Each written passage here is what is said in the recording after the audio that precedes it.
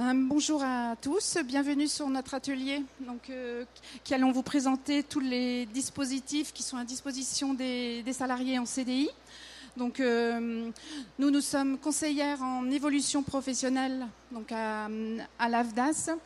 Et l'AFDAS étant l'organisme qui collecte les fonds de la formation, qui gère également tous les fonds de la formation professionnelle sur tous les dispositifs et donc pour les entreprises qui sont rattachées à notre secteur, donc tout ce qui, on va dire tous les entreprises du secteur de la culture, des médias, de la communication.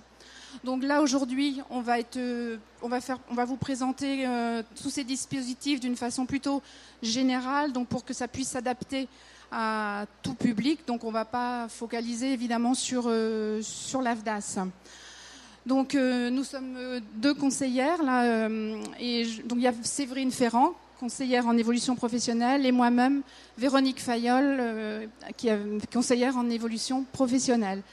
Et donc notre travail, c'est de rencontrer régulièrement tous les salariés et de leur proposer de travailler sur leur projet professionnel et éventuellement de les accompagner dans la mise en œuvre d'un projet via de la formation professionnelle.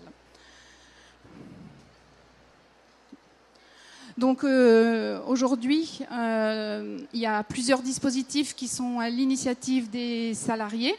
Et donc ces dispositifs, ils existent depuis la réforme sur la formation professionnelle depuis 2014. Donc nous allons vous présenter deux dispositifs qui vous permettent de travailler sur vos projets professionnels, de les identifier. Et en tout cas, c'est la base de l'accompagnement. Donc ces dispositifs sont le conseil en évolution professionnelle et le bilan de compétences que vous connaissez peut-être déjà. On va également vous présenter un autre dispositif qui est la validation des acquis de l'expérience, qui permet de mettre en avant tous vos compétences et de les faire valider par un diplôme. Et ensuite, on va vous parler de financement de formation, notamment sur deux dispositifs qui sont à l'initiative des salariés, le congé individuel de formation et le compte personnel de formation, le CPF, qui a remplacé le DIF. Mais ça, on va rentrer un petit peu plus dans les détails dans les quelques minutes. Donc voilà, donc il y a vous qui êtes au centre de tous ces dispositifs et qui allez pouvoir actionner en fonction de votre besoin, soit des dispositifs d'accompagnement pour travailler sur le projet, bilan ou CEP, valider des compétences VAE et financement de formation CIF et CPF.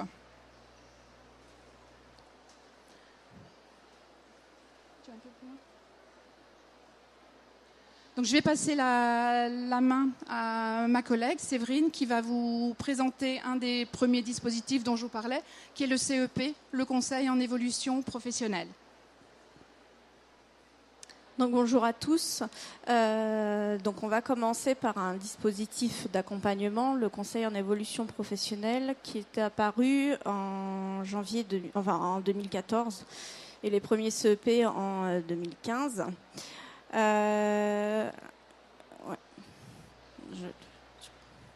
Donc l'accompagnement peut se faire soit via le CEP, soit via le bilan de compétences. Donc là, on va faire un focus sur le CEP et Véronique reprendra la main sur le bilan tout à l'heure.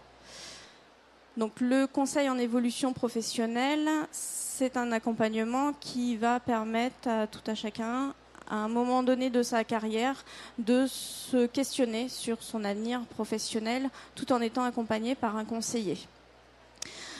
Donc ça va vous permettre d'analyser déjà votre situation professionnelle pour que le conseiller puisse bien comprendre vos questionnements, mais aussi qui vous êtes, bien entendu, et vos difficultés s'il y a, vos atouts, vos forces. Il va vous accompagner pour définir un projet professionnel. Donc c'est bien un accompagnateur, un facilitateur.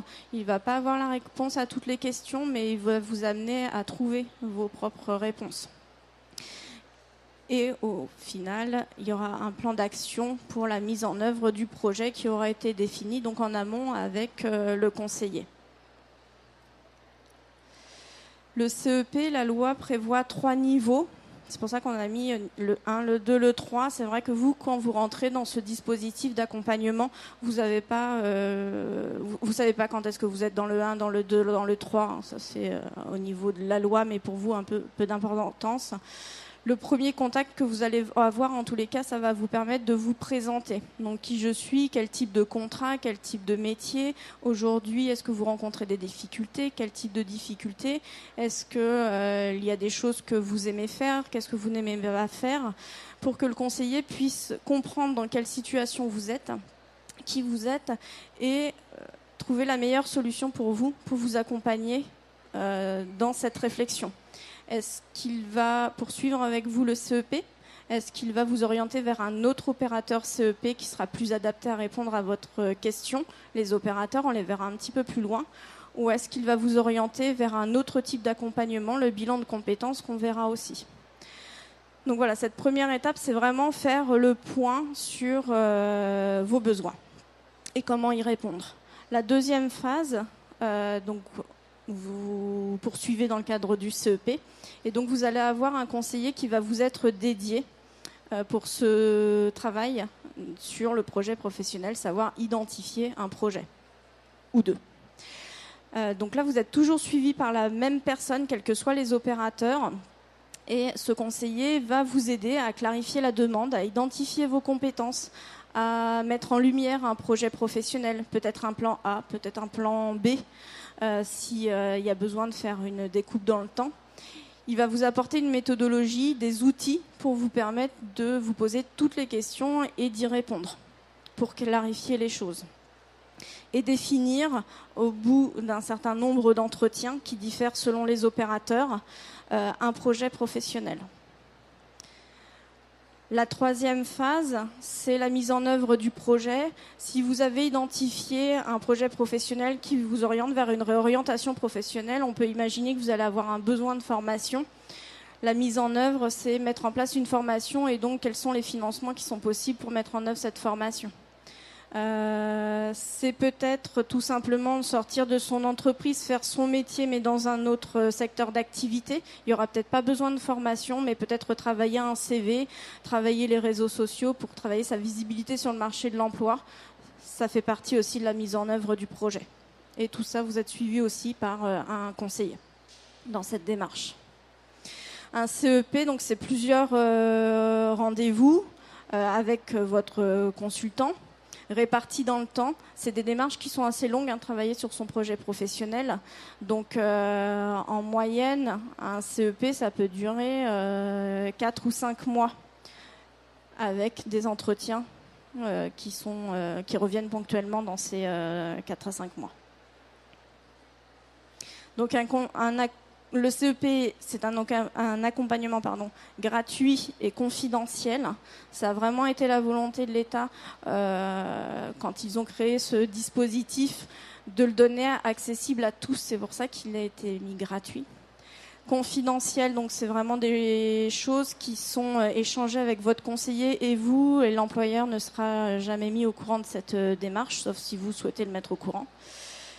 De ce fait, cette démarche du CEP, elle se fait hors temps de travail.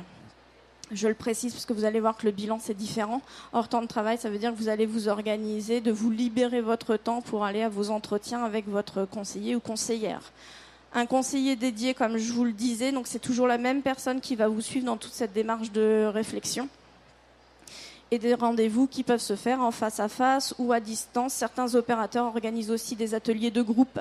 Donc vous pouvez avoir des choses qui se font face à face, complétées avec des ateliers de groupe.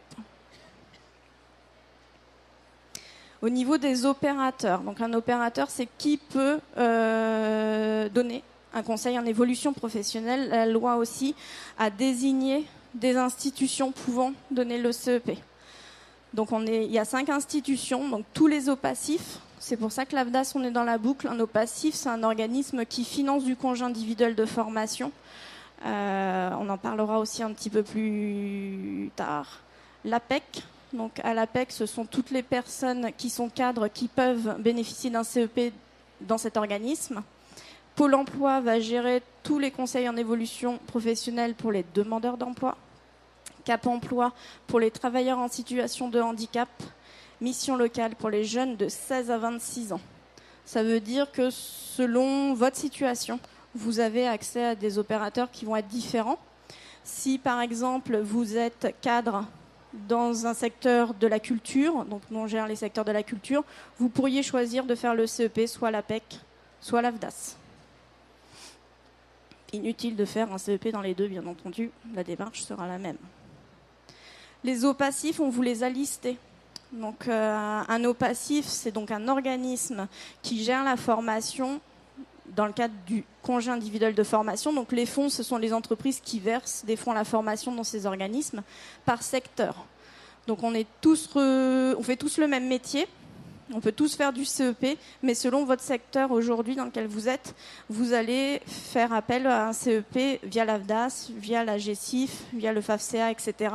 Donc nous, c'est tout ce qui est spectacle vivant, l'audiovisuel, le cinéma, la presse, l'espace de loisirs, l'édition, la publicité, la distribution directe. Si vous êtes dans ces secteurs, c'est nous. Crédit et mutualité agricole, c'est la GESIF-CAMA. Exploitation et entreprise agricole, c'est le FAFCA.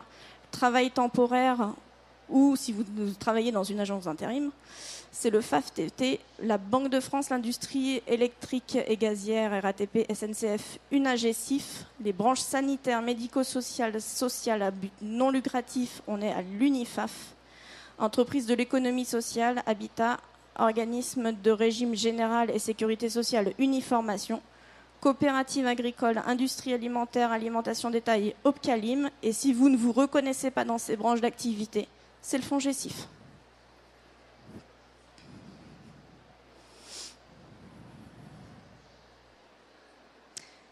Donc là, on a vu le conseil en évolution professionnelle. Maintenant, je laisse Véronique vous expliquer un autre moyen d'être accompagné dans la réflexion d'un projet professionnel via le bilan de compétences.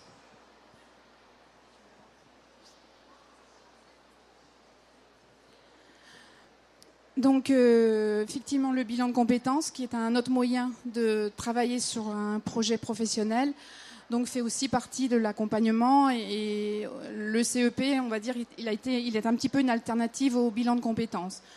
Donc, le bilan de compétences, c'est effectivement un moyen toujours de prendre du recul, d'échanger avec un consultant afin de réfléchir sur votre évolution professionnelle. Alors, à la différence d'un CEP, cet accompagnement est payant, reste confidentiel, bien entendu. Vous avez également un consultant dédié, donc que vous avez pendant toute la durée du bilan. Le bilan va durer, donc il est légiféré, si vous voulez, le bilan. Donc la durée de l'accompagnement est de 24 heures. Qui peut comprendre 7 à 8 rendez-vous en face à face, plus du travail personnel entre chaque rendez-vous. Donc, ce qui veut dire qu'un bilan, en gros, il faut compter entre 2 et 3 mois pour qu'il arrive à la fin et que vous arriviez à avoir une synthèse et les projets professionnels identifiés. Donc, aujourd'hui, le bilan, quand je vous parlais qu'il est payant, donc il y a 2 modes de financement pour le payer. Donc on a toujours le congé bilan de compétences qui existait avant, qui existe toujours, et donc il est financé via votre eau passif et donc via les organismes que vous a montré Séverine avant, suivant la branche dans laquelle vous travaillez. Et donc pour mettre en place un congé bilan de compétences, là il faut avoir 5 ans d'expérience professionnelle, dont 1 an dans l'entreprise actuelle. Vous avez aussi la possibilité de faire financer votre bilan via le CPF. Bon, tout à l'heure, on en parlera un petit peu plus longtemps du CPF, mais effectivement, le bilan est devenu éligible depuis janvier 2017 au CPF. Et donc, si vous avez des heures qui sont inscrites sur votre compteur, vous pouvez faire financer ce bilan via vos heures de CPF. Et là, en l'occurrence, on ne demande pas les 5 ans d'expérience professionnelle, puisque le CPF, c'est un dispositif qui est à vous, qui est individuel, que vous pouvez mobiliser à tout moment de votre vie professionnelle et donc faire financer également un bilan. Donc là, on vous a présenté les 2 dispositifs qui permettent de travailler sur des projets. et donc d'identifier des projets. Là, on va passer sur un dispositif qui est aussi à votre initiative, que Séverine va vous présenter, qui est la validation des acquis de l'expérience, donc la VAE, que vous connaissez peut-être également. Ah oui. Oui, je voulais juste un petit point sur les différences, parce que vous pouvez vous poser la question sur qu'est-ce qu'il peut y avoir comme différence entre bilan et CEP. Donc, en dehors du fait que l'un est gratuit, l'autre est payant, bon, le bilan, vous allez avoir 7 à 8 rendez-vous, donc sur une durée qui va être un petit peu plus longue, et effectivement, il va y avoir des tests de personnalité qui sont faits en amont. On va avoir, bon, alors, on a le quoi ?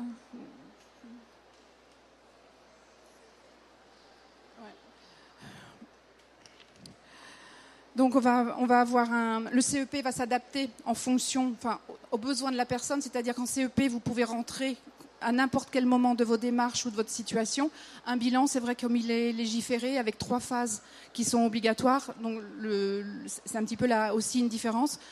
Là, dans le bilan, vous avez la possibilité de choisir votre consultant. Donc, vous pouvez rencontrer plusieurs cabinets et choisir la personne qui va vous suivre et vous accompagner. C'est vrai que quand vous dépendez d'un OPACIF pour suivre un CEP, il y a des conseillers qui sont dédiés au CEP. Donc, effectivement, la personne va vous prendre selon les disponibilités des rendez-vous qui ont été programmés.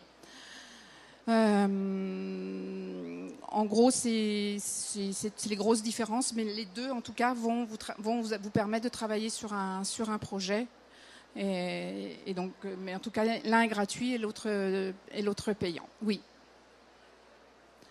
Le CEP, alors, on va dire ça peut être des rendez-vous 2, 3, 4 rendez-vous, des rendez-vous de 2 heures à peu près. Donc, en gros, on est sur 6, 8 heures, des fois on a 10 heures, mais rarement plus quand même.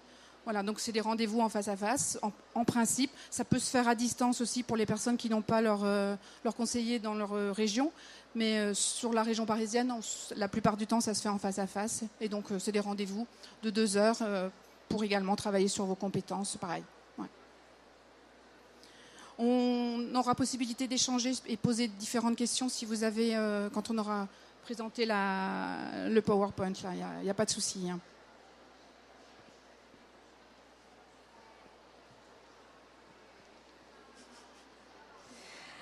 Alors, donc la VAE, donc c'est un dispositif qui vous permet, si à l'issue du travail que vous auriez pu effectuer, donc avec un CEP d'accompagnement ou un bilan de compétences, ou seul, vous avez identifié que vous avez besoin de valider un diplôme, une certification par rapport à votre expérience professionnelle, extra-professionnelle.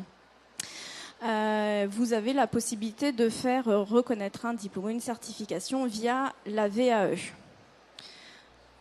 Donc là, on est dans la situation où une personne a un parcours professionnel ou extra-professionnel sur un métier précis. Et il a acquis des compétences, comme tout le monde bien sûr, mais de manière un peu autodidacte. À un moment donné, son projet est peut-être de postuler sur le marché de l'emploi, et il se rend compte sur le marché de l'emploi que ce métier-là, dans les annonces, on lui demande souvent un diplôme qu'il n'a pas. Et du coup, il va falloir qu'il passe un diplôme pour pouvoir postuler sur le marché de l'emploi et correspondre aux besoins des entreprises, même s'il a toutes les compétences. Donc la VAE peut être adaptée. Ça peut être une personne aussi qui souhaite faire un parcours de formation, mais qui n'a pas les prérequis pour intégrer une formation. Par exemple, un bac plus 5, il lui faut un bac plus 4, et cette personne ne l'a pas, n'a pas du tout de diplôme. Il va passer par la VAE déjà pour reconnaître un niveau de diplôme supérieur et pouvoir peut-être prétendre à intégrer, via la formation cette fois-ci, un bac plus 5. Donc ça s'inscrit dans une logique de parcours de formation.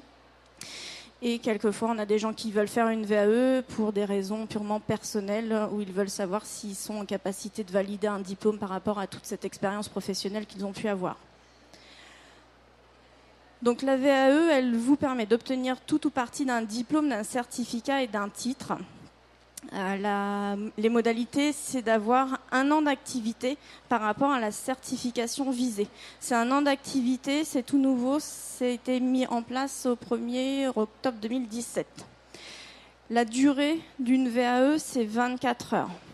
Alors 24 heures, faut savoir que pour une VAE, il y a beaucoup de travail personnel. Il va falloir démontrer que vos compétences sont en adéquation avec le diplôme visé. Donc il va falloir prouver tout ça à un jury au final.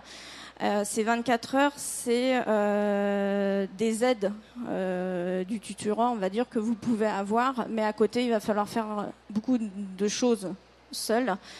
Vous allez mettre beaucoup plus longtemps que 24 heures. C'est 6 mois minimum, ça peut être 1 an pour aller jusqu'au jury et faire la VAE. 24 heures, ça a été mis en place parce que derrière, il y a des financements. Donc, qui dit financement dit attestation de présence. Et il a fallu mettre un nombre d'heures pour que derrière, des financeurs puissent intervenir. 2 modes de financement, le congé VAE, sans ancienneté particulière. Et là, votre interlocuteur, c'est l'OPACIF. Donc, toujours le même tableau que tout à l'heure par rapport à vos secteurs d'activité. Où la VAE est éligible aussi dans le cadre du CPF. Et là, votre interlocuteur, c'est l'OPCA, donc c'est l'organisme auprès duquel vos entreprises, si vous êtes en CDI, on n'a pas fait un petit point au début pour savoir qui était bien en CDI, cotisent pour la formation professionnelle. On vous montrera tout à l'heure un endroit où vous allez pouvoir retrouver l'OPCA par rapport à votre code d'activité. Je vous écoute.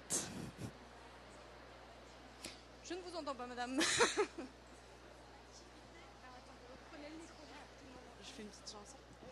Est-ce qu'il faut être en activité pour entamer une VAE? Est-ce qu'il faut être salarié ou on peut être demandeur d'emploi et prouver qu'on a été salarié pendant 1 an du coup minimum?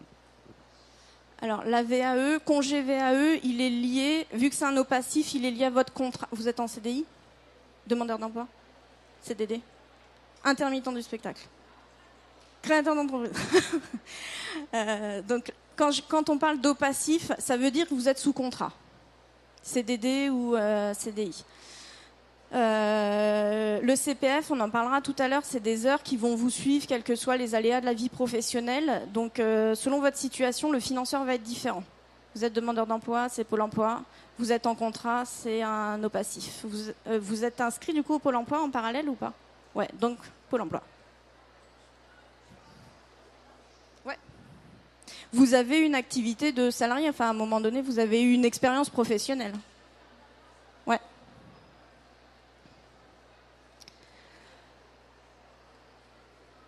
Les étapes pour une VAE, la première chose, c'est de savoir si votre parcours vous permet de valider une VAE ou pas. C'est pas si simple. Des fois, il y a des parcours qui sont où les gens ont des métiers qui sont totalement différents. Et du coup, il sera très difficile de valider une VAE parce qu'il n'y a pas un métier sur lequel ils ont pu avoir plusieurs années d'activité.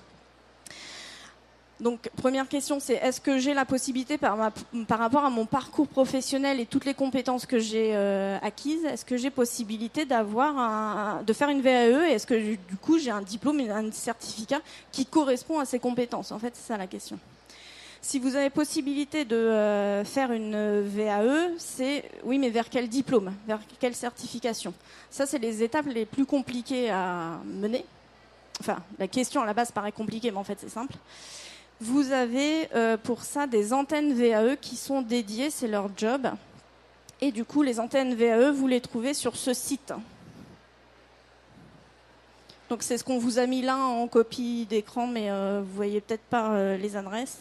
Donc voilà, allez sur ce site-là et vous avez toutes les antennes VAE. Donc la première démarche, c'est d'aller les rencontrer pour qu'ils puissent regarder votre parcours professionnel. Ils vont vous dire oui ou non, vous pouvez faire une VAE, et si oui, vous pouvez aller vers tel et tel diplôme, et qui pratique la VAE sur ce diplôme. Ils vont vous indiquer le certificateur.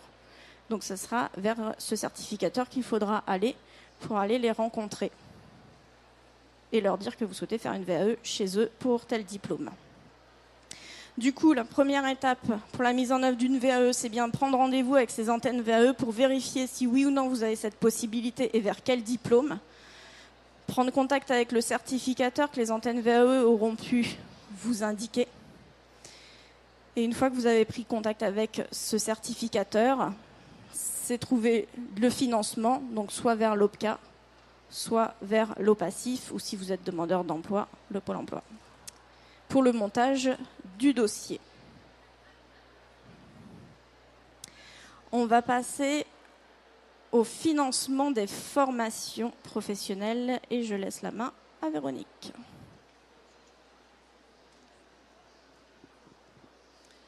Donc là, on est dans la mise en œuvre d'une formation. Vous avez un projet, donc il y a besoin d'une formation. Donc il va falloir activer un mode de financement de formation. Alors je ne sais pas si parmi vous, il y a des gens qui sont en CDD ou bien tout le monde est en CDI. À part... D'accord. Donc, du coup,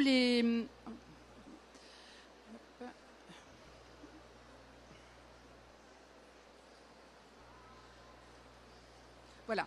Donc, vous avez toujours deux dispositifs à votre disposition, le CIF et le CPF. Donc là, je vais vous parler en premier du CIF, donc le congé individuel de formation.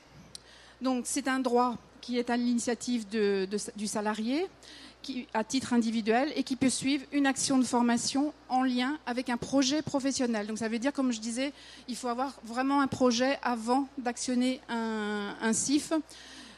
Les objectifs du CIF, c'est d'effectuer soit une reconversion professionnelle, mais aussi d'acquérir une nouvelle qualification ou un diplôme, éventuellement se perfectionner.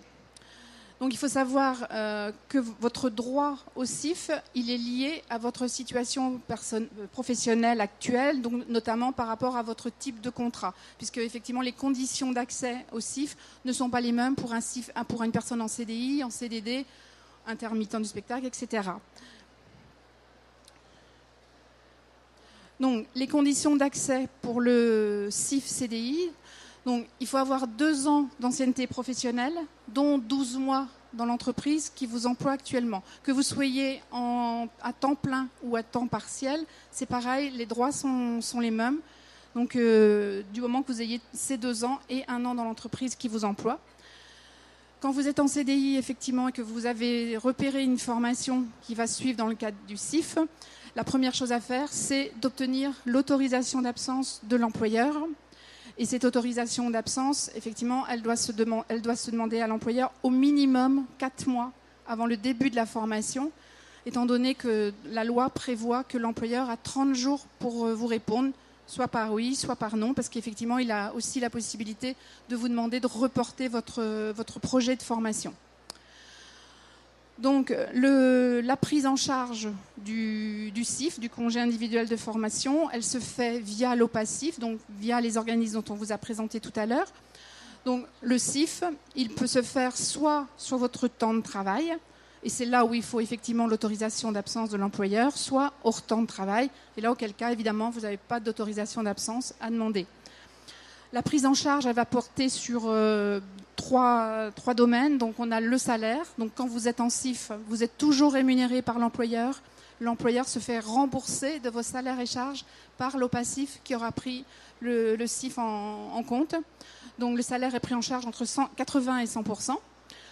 Le coût pédagogique également. Et donc, il va être pris soit totalement, soit partiellement. Et à cela peut s'ajouter des frais de déplacement, d'hébergement.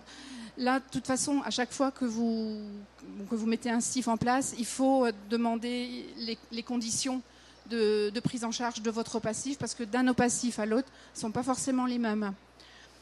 Et donc, si on fait un CIF hors temps de travail, donc évidemment qu'il n'y a pas de rémunération.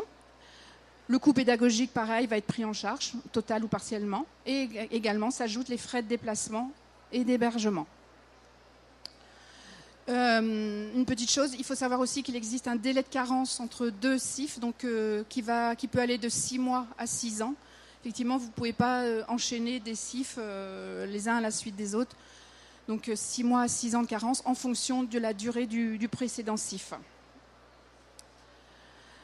Donc la mise en œuvre du CIF, donc d'abord clarifier votre projet, donc peut-être être passé par un bilan, par un CEP, ou alors vous avez vraiment travaillé sur votre projet et auquel cas vous avez déjà identifié la formation éligible au CIF. Donc, demandez ensuite une autorisation d'absence à l'employeur, comme je vous disais, au plus tard 4 mois avant le début de la formation, mais ça peut se faire aussi bien en amont. Et ensuite, prendre contact avec votre OPACIF pour le montage du dossier, parce que c'est l'OPACIF, effectivement, qui va étudier la demande de financement. Et c'est vrai qu'il est important de connaître les modalités de prise en charge, les conditions de dépôt de dossier, parce que le minimum, c'est vrai qu'un dossier CIF, il faut qu'il soit déposé 3 mois avant le début de la formation. Et puis, c'est toujours intéressant de savoir à quelle hauteur vous allez être rémunéré, à quelle hauteur on va pouvoir prendre le coût de la formation. Et surtout, pouvoir répondre à la commission qui va étudier les demandes de CIF, parce qu'un CIF, le financement n'est pas automatique, même si vous avez suivi un bilan ou un CEP. C'est vrai que les OPACIF sont liés à des budgets. Et du coup, on va vous demander à l'intérieur une lettre de motivation. Et cette lettre de motivation, c'est vrai qu'il faut qu'elle soit super bien rédigée. Il faut vraiment que le projet soit bien identifié et que vous arriviez à démontrer que la formation est nécessaire pour aller vers le métier qui vous intéresse. Donc, je passe le CIF CDD parce que je crois qu'il n'y a personne en CDD dans cette salle. Et donc là, toujours pareil, vous retrouvez le tableau des OPACIF qu'on vous a mis, puisque effectivement, c'est également à eux que vous ferez appel pour financer votre projet de formation. Donc là, on va passer au deuxième dispositif qui va être le CPF, le compte personnel formation, et je vais laisser la parole à Séverine.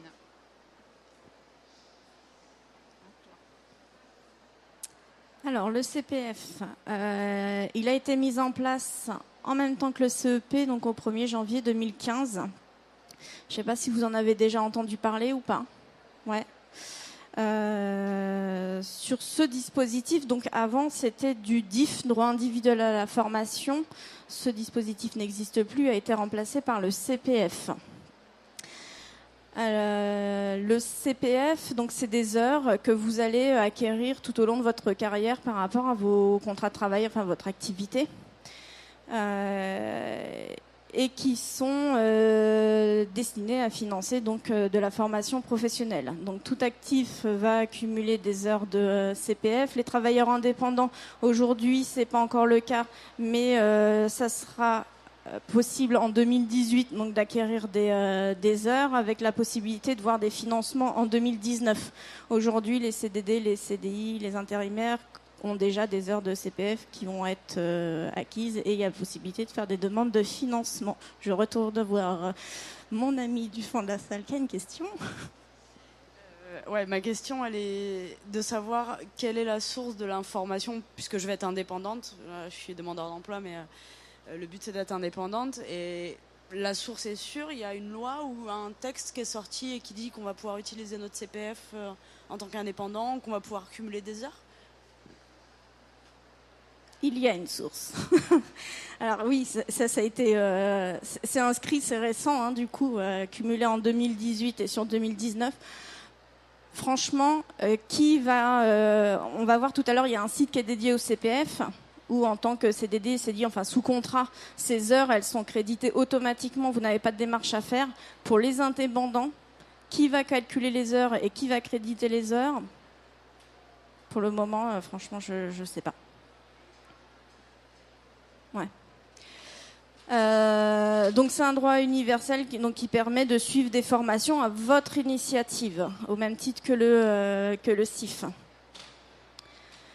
Donc il y a un site internet qui a été créé. Alors je ne sais pas si celui-ci tout le monde le connaît parce qu'au 1er janvier 2015, c'était un autre site, c'était moncompteformation.gouv.fr qui est toujours actif, sur lequel vous pouvez aller. Mais si vous avez créé votre compte, parce que vous devez créer votre compte sur ces sites, avec votre numéro de sécu, adresse, etc., nom, prénom, les mots de passe que vous avez obtenus sont encore actifs sur ce site-là, mon compte d'activité. Ce site, il a été créé au 1er janvier 2017. Je préfère vous le présenter parce qu'il est plus, il a été enchéri par des nouvelles possibilités. Donc voilà, ils n'ont pas fait évoluer l'autre site, ils en ont créé un autre. Donc on va partir sur celui-ci, mais vos mots de passe sont valables sur ce site. Donc il faut, si ce n'est pas encore le cas, aller créer votre compte sur mon compte d'activité. Votre employeur, si vous en aviez un au 1er janvier 2015, a dû vous remettre une attestation avec vos heures de diff arrêtées au 31/12/2014.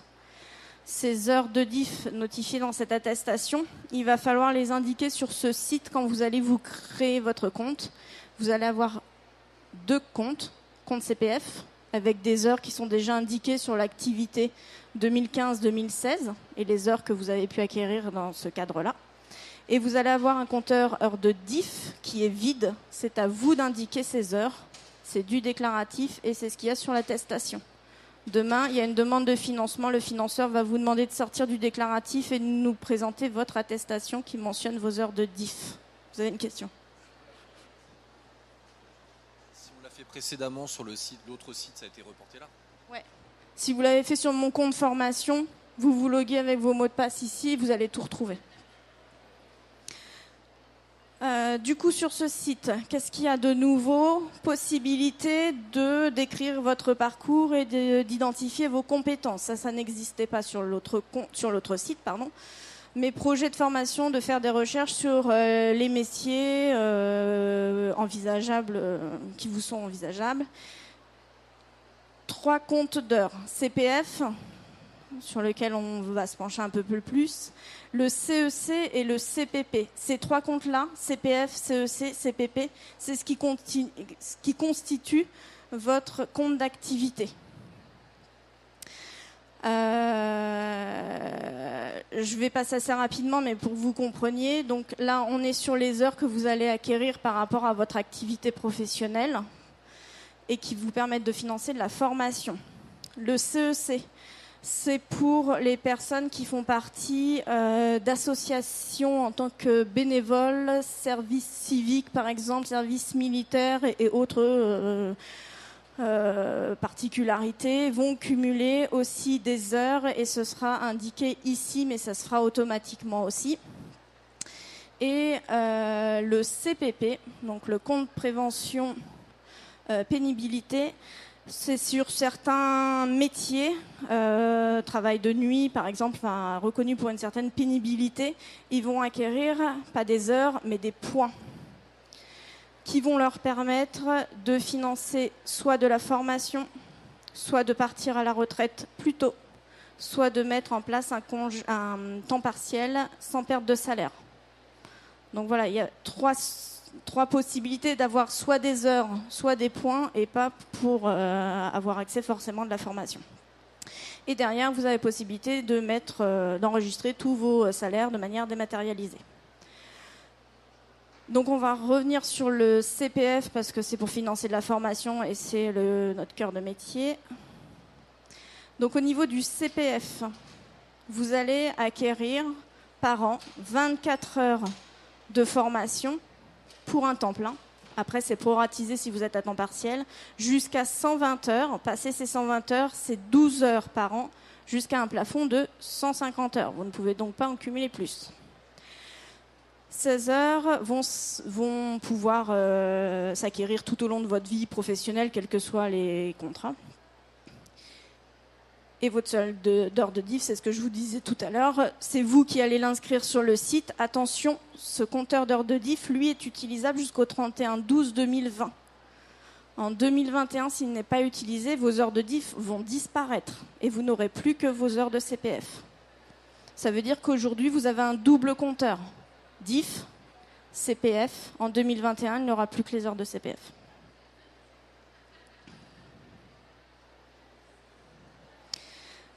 Sur mon compte d'activité, donc c'est sur le site sur lequel on était tout à l'heure. Sur ce site, donc derrière, c'est la Caisse des dépôts et des consignations d'ailleurs qui s'y cache. Eux, ils ne sont pas financeurs. Leur rôle, c'est que tout à chacun puisse créer son compte et de voir les heures de CPF qu'il a acquis.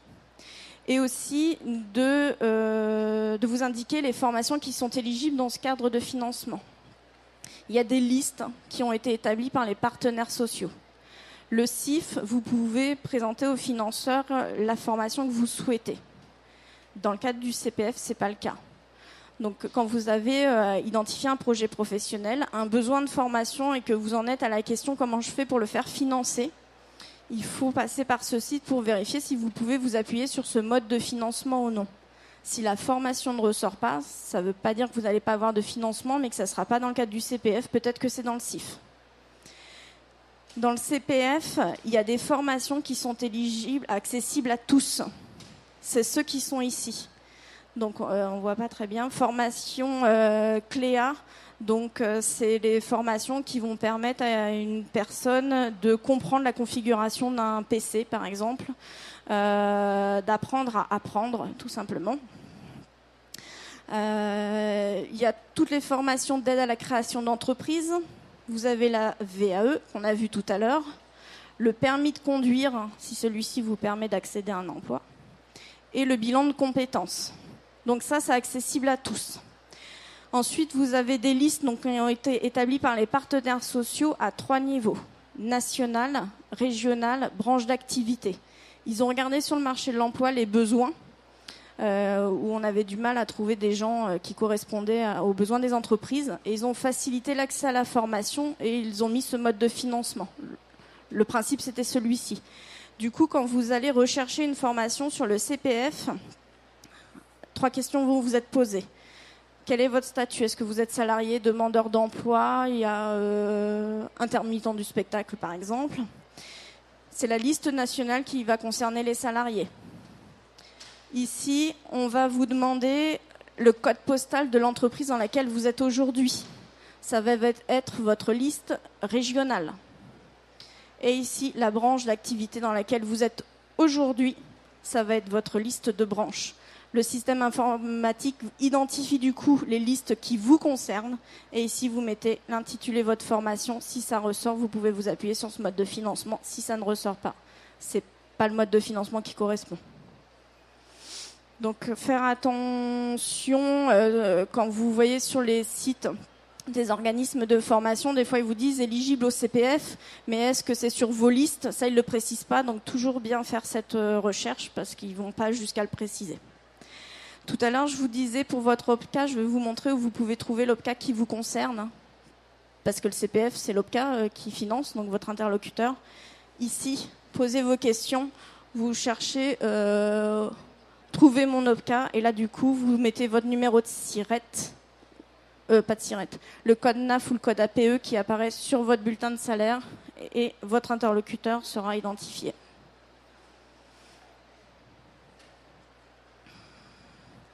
Le CPF peut se dérouler sur temps de travail ou hors temps de travail. S'il se déroule hors temps de travail, votre employeur il n'est pas mis dans la boucle. Donc ça restera confidentiel entre vous, l'organisme de formation et l'OPCA. Pas d'intervention bien sûr sur la rémunération, mais un financement sur le coût pédagogique et les frais annexes. Bien se renseigner auprès de son OPCA des modalités de prise en charge. On a tous des taux horaires de valorisation de vos heures CPF qui sont différents parce que la loi ne l'a pas prévu. Donc les aides sont différentes. Sur temps de travail, vous avez une autorisation d'absence à demander à votre employeur. Et là, l'intervention, elle se fera sur la rémunération, toujours rattachée à l'employeur, comme le CIF. Et l'employeur va se voir rembourser des salaires et des coûts pédagogiques, toujours intervention selon les barèmes de l'OPCA. Du coup, la mise en œuvre, donc c'est bien activer votre compte dans un premier temps si c'est toujours pas fait. Saisir vos heures de diff, donc retrouver cette fameuse attestation que votre employeur vous a remis en janvier 2015 ou sur le bulletin de salaire de décembre 2014. Si ce n'est pas le cas, leur demander, parce que de toute façon c'était une obligation, donc ils peuvent vous rééditer l'attestation. Identifier donc la formation éligible, consulter son employeur si la formation elle est sur temps de travail et vous adresser à l'OPCA pour obtenir le dossier de demande de financement et savoir à combien ils peuvent valoriser vos heures de formation. Merci pour votre attention. Je vous donne le micro. Merci. Tout à l'heure, votre collègue nous a dit entre 2 CIF, il faut attendre, il y a une carence. Est-ce que si on utilise le CIF, on a le droit d'utiliser après le CPF ou non? Alors en effet, entre 2 CIF, de financement CIF, il y a des délais de carence de 6 mois à 6 ans. Maintenant, il n'y a pas de délai de carence entre un CIF et un CPF, un CIF, ou même entre deux CPF, il n'y aura pas de délai de carence.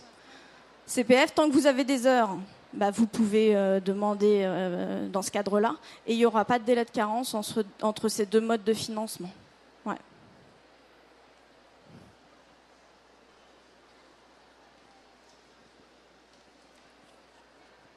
J'ai une petite question pour le CPF. Quand on est demandeur d'emploi, donc c'est bien pour l'emploi qui finance. Ils n'ont pas le passif.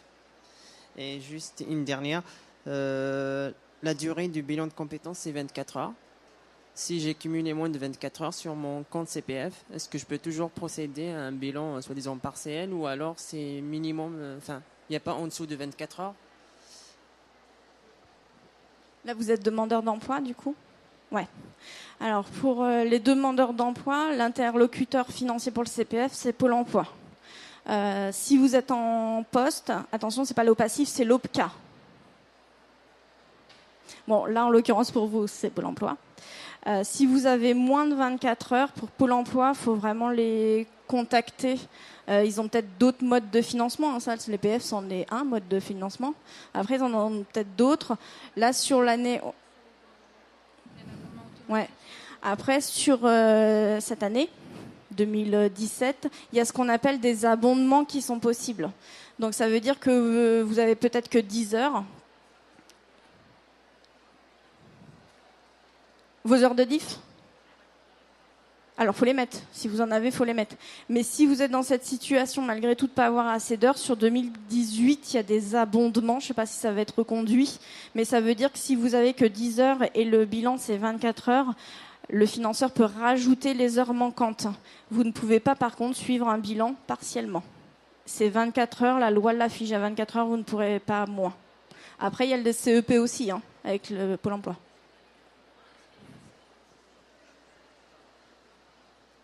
Sur mon compte CPF, j'ai 24 heures en plus, mais ils m'ont dit que ça rentre qu'au 1er janvier 2018. Donc, du coup, je ne peux pas solliciter le bilan de compétences avant janvier 2018. Il faut attendre pour avoir les 46 heures du coup au total, je pense. Ouais, donc là, Pôle emploi fonctionne comme ça, donc il faut attendre 2018. Est-ce que d'autres personnes ont des questions ? Oui. Je voulais savoir comment est-ce qu'on peut connaître le nom de l'OPCA, parce que moi j'avais demandé à l'employeur, mais enfin autrement, on peut pas, je ne sais pas comment le savoir, puisque si on demandait en dehors du temps de travail, en dehors de l'employeur, voilà. La demande, elle reste confidentielle et que vous ne savez pas votre OPCA, on revient sur le slide qu'on avait tout à l'heure. Alors, si vous avez des instances CHSCT, DP, etc., vous pouvez leur demander, ils peuvent vous répondre. S'il n'y en a pas, vous allez sur mon compte d'activité, et ici, trouvez mon OPCA, et ça va vous renvoyer vers un autre site qui va vous demander votre code NAF ou code APE. C'est un numéro qui est sur tous les bulletins de salaire. Vous l'inscrivez, et derrière, ça vous sort votre OPCA, donc votre interlocuteur.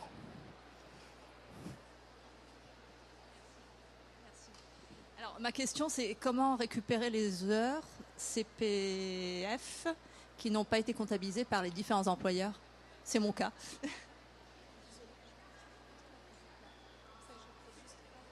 Non, c'est pas la même chose. On voit tout à l'heure, ouais. Du coup, si vous me dites ça, ça veut dire que c'est des heures à partir de 1er janvier 2015, on est d'accord ? Pas ce qui s'est passé avant. Avant, c'était le DIF. Donc du coup, vous ne le verrez pas apparaître ici. Les heures de CPF, automatiquement, maintenant, vont s'agrémenter sur le compteur. Tout ce qui s'est passé avant, la Caisse des dépôts, en fait, elle n'a pas été en capacité de voir, enfin de récupérer. Donc là, on est dans du déclaratif. Avant le 1er janvier 2015, vous étiez en CDI ? Ouais. Et du coup, vous étiez dans la même société en 2014 qu'en 2015 ? Ouais. Donc là, c'est la fameuse attestation que l'employeur a dû vous remettre. Ils ne vous l'ont pas remis.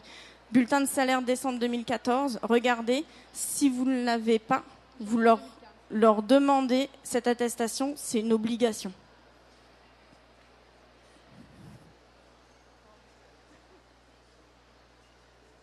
C'est justement ce que je voulais demander, c'est les heures de DIF, c'était sur le bulletin de salaire de décembre 2014 ? ou c'est une attestation à part?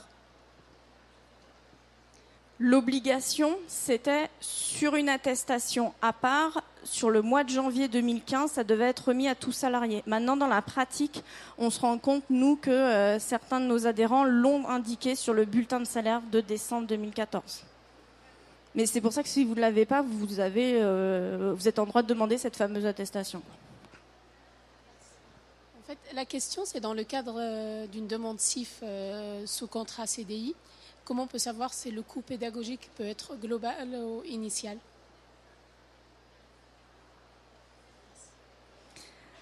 Alors du coup, c'est ce que vous disiez, Véronique, en fin de CIF, il faut vraiment prendre contact avec votre OPACIF. On va tous avoir des prises en charge qui peuvent être différentes, des taux horaires qui sont différents. Donc là, nous, on ne va pas pouvoir vous répondre si vous ne dépendez pas de l'AFDAS. Et vous descendez de nous? Ouais. Du coup, vous viendrez nous voir sur le stand, d'accord? Et puis comme ça, on vous dira, quitte à prendre un rendez-vous après ensemble, d'accord? Mais du coup, c'est pour toutes ces questions, si d'autres ont la question, c'est vraiment important de prendre contact avec l'OPACIF pour comprendre, eux, leurs modalités de prise en charge qui vont être tous différents. Est-ce que vous avez d'autres questions? Non? Bah, merci beaucoup. Ah, si.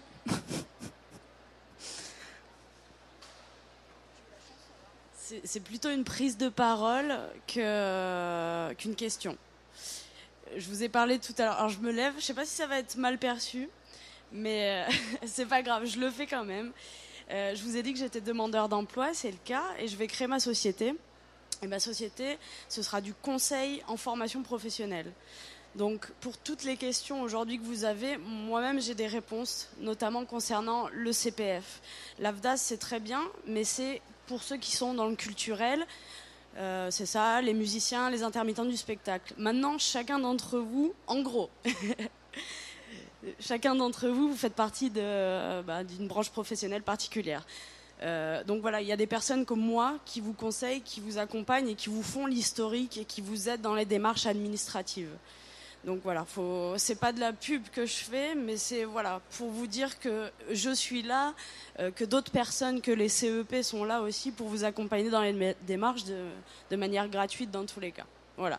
Dans les mairies ou dans votre département, vous trouvez aussi des personnes comme moi qui vous accompagnent. C'est le cas, je suis dans une mairie et j'accompagne des gens comme vous qui ont des besoins sur la partie CPF ou VAE, tout ça. Donc voilà, si vous avez des questions, je suis là aussi.